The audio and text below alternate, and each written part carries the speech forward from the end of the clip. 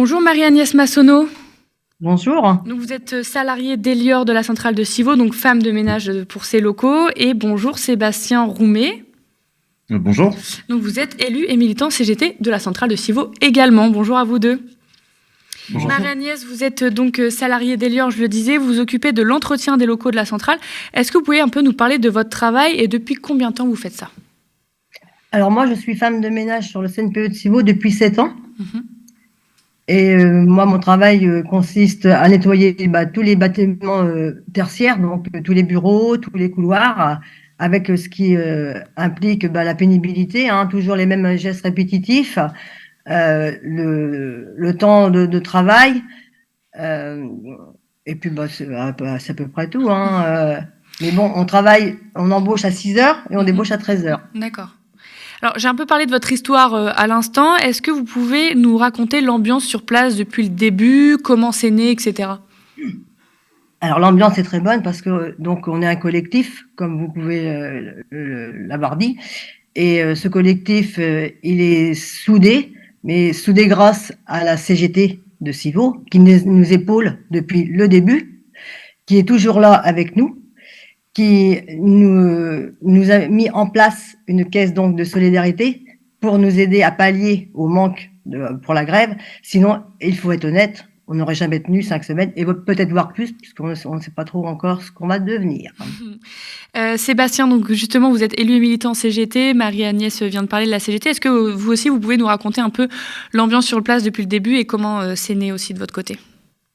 Oui, alors déjà, je tiens juste pour rectifier, on dit Marie-Agnès disait grâce à la CGT, mais en fait, la CGT, c'est aussi elle, parce que, il y a aussi des syndiqués CGT, même si elles sont pas syndiquées, comme on dit, la CGT, c'est toi qui l'as fait.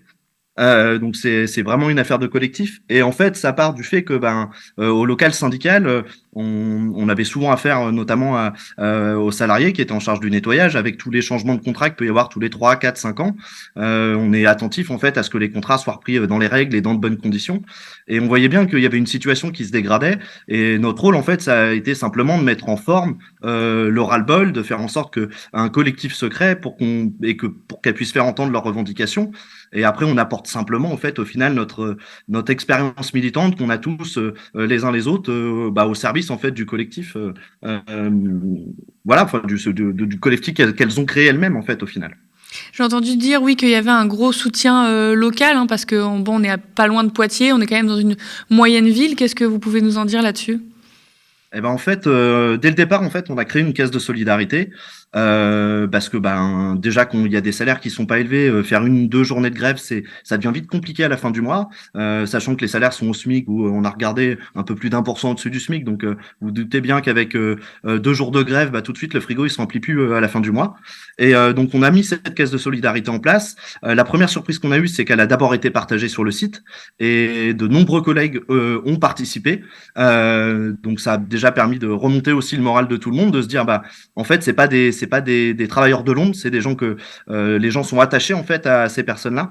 Et puis on l'a partagé aussi à l'extérieur, donc on a de nombreux syndicats CGT, notre fédération aussi, Mine Énergie, qui a participé. Enfin, il y a eu une participation militante, et on se retrouve là actuellement avec par exemple une restauratrice qui habite à Lussac-les-Châteaux, le Temps des Cerises, je la cite, qui organise par exemple samedi soir, jour de mobilisation contre les retraites, qui organise samedi soir en fait son restaurant. L'intégralité de ses recettes sera reversée à la caisse de grève pour les soutenir.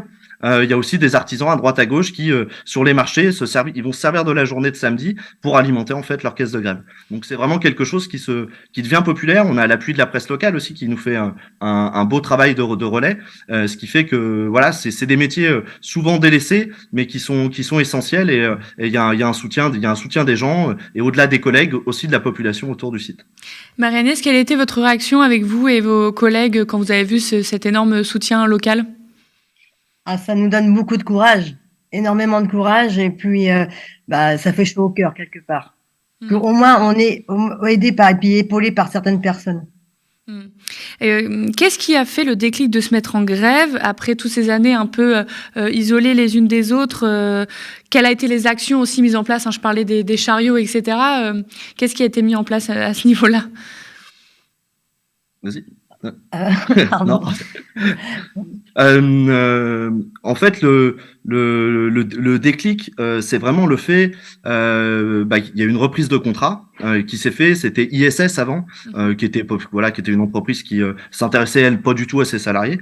Donc il y avait ISS, il y a une reprise de contrat, et à chaque reprise de contrat, en fait, les salaires ne bougent pas, augmentent pas, malgré le coût de la vie qui, surtout ces dernières années, qui est en progression. Il y avait toujours pas de matériel adéquat pour travailler. L'exemple même, c'est que à travailler avec des chaussures de sécurité qui étaient complètement esquintées, donc limite comme les gilets jaunes sur le prix de l'essence, là ça part sur des paires de chaussures de sécurité quelque part. Et derrière, en fait, en détricotant tout ça, en fait, on a mis sur la table tout un tas de revendications qui étaient légitimes. Et les revendications, on a parlé du côté salarial, mais elles touchent aussi tout ce qui est organisation du travail et conditions de travail. Donc, on parlait des chaussures de sécurité, mais on a été obligé de mettre dans les cahiers de revendication qu'il fallait avoir des EPI. On avait une collègue qui travaillait avec des chaussures de sécurité, dont vous voyez la semelle métallique qui sortait. Enfin, travailler 8 heures à faire le ménage, à soulever des choses, à faire des gestes répétitifs avec ce genre de matériel, forcément, ça génère de la colère, quoi. Je le disais, Elior, refusez vos revendications salariales, surtout celles au niveau du salaire. Forcément, les gens peuvent être habitués aux grèves, aux volontés de meilleurs salaires. Est-ce que vous pouvez nous expliquer la nécessité de ces revendications au niveau du salaire? Marie-Agnès, peut-être. Je ne sais plus quoi dire. Vas-y. Sur la nécessité, en fait, au niveau salarial, il y a vraiment le coût de la vie, le coût de la vie augmente. Donc il y a eu une première revendication qui était une augmentation de 200 € brut par mois, en fait, comme vous l'avez cité, je crois, pour pallier notamment à l'inflation. Il y a le fait aussi qu'elle demandait un 13e mois. Donc certaines d'entre elles, alors pas beaucoup, je crois qu'elles sont deux, avaient un 13e mois aussi, qu'elles avaient réussi à avoir d'entreprises qu'il y avait avant, et qu'elles ont réussi à avoir de contrat en contrat à garder. Elles demandent que le 13e mois, en fait, tout le monde l'ait. Et donc sur la partie salariale, c'était ces constructions-là, la construction de ces revendications s'est faite par rapport sur ces bases-là principalement. Donc, il vient d'y avoir cet après-midi une réunion avec l'entité qui s'occupe de la sous-traitance à EDF, le directeur de la centrale et Elior. Où en sont les discussions? Est-ce que vous pouvez nous tenir un petit peu au courant de comment ça évolue ou pas? Alors, la direction d'Elior a pour l'instant pas rencontré encore officiellement les salariés qui étaient en grève. Alors là, c'est rare que je dise ça, mais grâce à la direction du site d'EDF, qui est pareil, qui est un peu estomaqué de la situation, mais qui est pas directement donneur d'ordre, en fait, de cette entreprise-là. C'est une autre entité d'EDF. Je vous passe les organigrammes tentaculaires dont seul EDF a le secret, comme on dit. Mais du coup, le directeur de la centrale, en fait, a pris sur lui, a voulu, en fait, mettre les acteurs autour de la table pour pouvoir trouver une porte de sortie, et que la direction d'Elior, en fait, se mette enfin à négocier quelque chose, à proposer quelque chose pour sortir de cette situation, parce que clairement sur le site, vous vous doutez bien que le ménage n'est pas fait sur un site où vous avez 1000-1500 personnes tous les jours, ça se dégrade vite. Je vous passe l'état des sanitaires, des poubelles, etc. Donc la direction de l'entreprise a envie que ça cesse, en fait. Justement, vous avez quels échanges et retours avec la direction EDF ou Elior? Pour l'instant, ça mouline du coup? Pour l'instant, il y a des propositions qui seront faites demain matin, qui seront faites par la direction d'Elior aux salariés grévistes.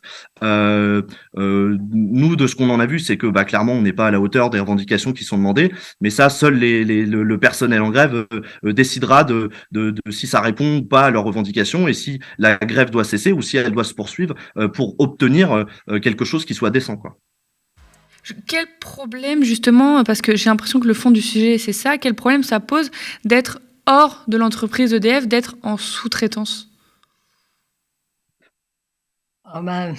Nous, c'est vrai qu'on préférerait faire partie d'EDF.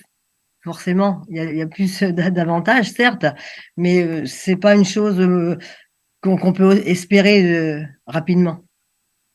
Et ça pose le souci que les contrats soient en fait, on est obligé de se battre tous les 3-4 ans pour garder son ancienneté, pour avoir, c'est pas fixe en fait, c'est toutes les entreprises sous-traitantes sur la centrale en fait régulièrement. Nous on les voit, les salariés viennent nous voir parce que les contrats sont re-signés en fait, et donc ça génère une situation qui est instable. C'est-à-dire que peut-être par exemple aujourd'hui on peut être dans une entreprise, une grosse société qui voilà où va y avoir des conditions sociales qui sont correctes, et demain le contrat va être vendu au moins 10 ans à une entreprise qui n'a pas du tout les mêmes manières de procéder. Donc c'est toutes ces difficultés-là, et en fait ça génère de la précarité.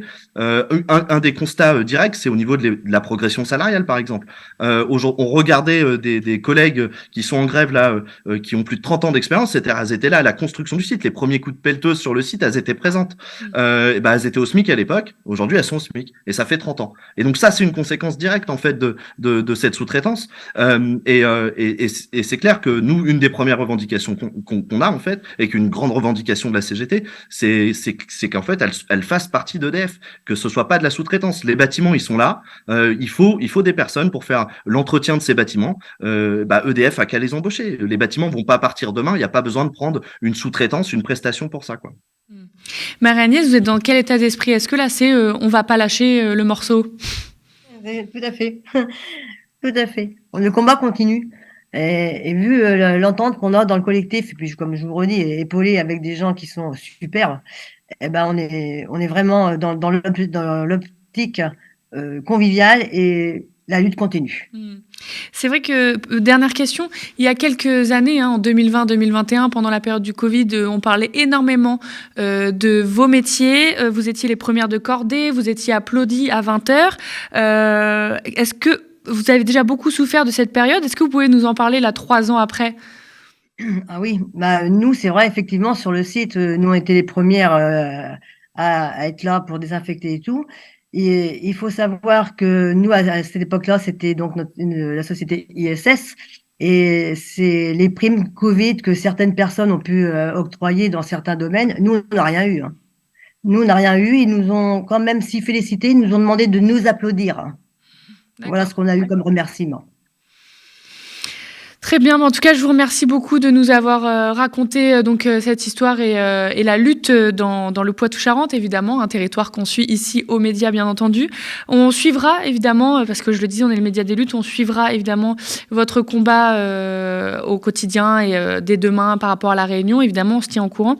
Je vous remercie beaucoup, Marie-Agnès Massonneau, je le rappelle, salariée d'Elior de la centrale de Civaux, et Sébastien Roumet, élu et militant CGT de cette même centrale, d'être venu par visio pour nous parler de tout ça. Merci beaucoup. Merci.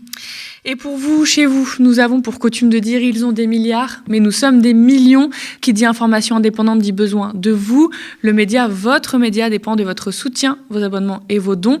Si nous sommes en mesure de poursuivre l'antenne 24/7 et la production de nos programmes ainsi que leur diffusion, c'est uniquement grâce à votre soutien. C'est grâce aux abonnements payants qui demeurent notre source de financement la plus pérenne que nous pourrons nous installer définitivement dans le paysage audiovisuel français.